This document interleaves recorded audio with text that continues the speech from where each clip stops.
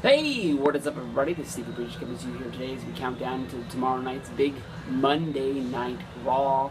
I'm trying to honestly think of what the day is going to be, but I honestly don't know the day of the month it's going to be. But lucky enough, today is Sunday, tomorrow is Monday, and we're gearing up and we're getting ready to have one really big match to kick off Monday Night Raw. It is the number one thing that WWE is pushing for Monday Night Raw, and of course that is the I guess you could say debut of whether if you want to call them the Bullet Club, the Balor Club, Guns and Gallows. Actually, on WWE.com in the Monday Night Raw preview, they have the other way around. I don't know if it's because they're scared that New Japan has some sort of listing as their name a certain way, but they have it as Gallows and Gunn. Or maybe it's Gallows and Anderson. But I know the Gallows name was first on there, so it is what it is. But as everybody knows, I've been really looking forward to these guys coming into WWE for a long time.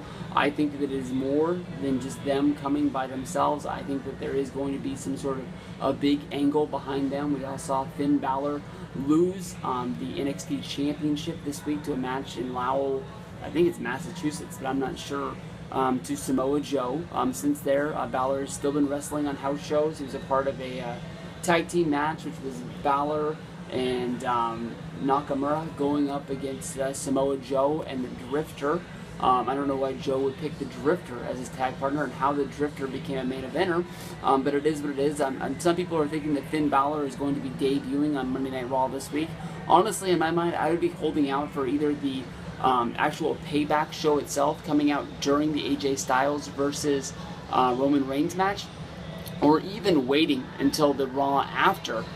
Sort of like once there is mass confusion with Guns and Gallows breaking up the match, which I think they will be a part of once that comes in, and then you actually build into a whole lot of things that we'll talk about later with the Triple H Authority rumor about the Authority making their return to Raw, going face to face with Shane McMahon about who's going to be running Monday Night Raw. But on Raw, we're going to be seeing Guns and Gallows going up against the Usos. This is the match that, of course, was kicked off by their debut in LA at the Staples Center when they jumped the rail, came in and attacked the Usos after their win in the first round of the tournament. I can't remember who they beat.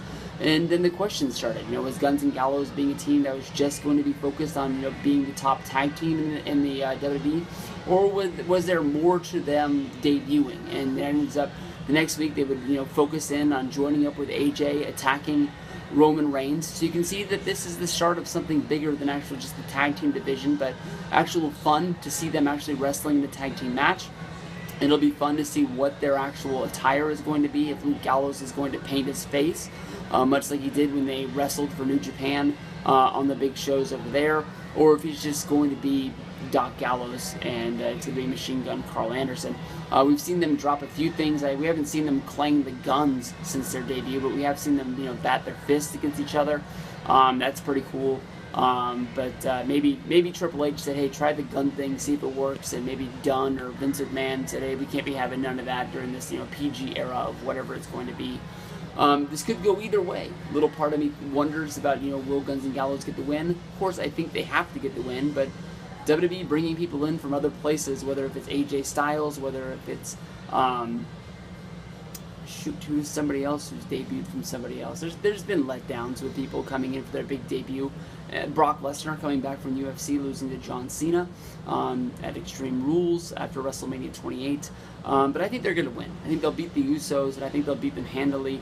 So you have to take notice of this team as a heel team that's a part of a heel faction, and take notice that these guys are here with a bigger notice other than just taking over the WWE Tag Team Gold and going from them. They're going to be bigger than the Shield. They're going to be bigger than anything that we've seen in a long time.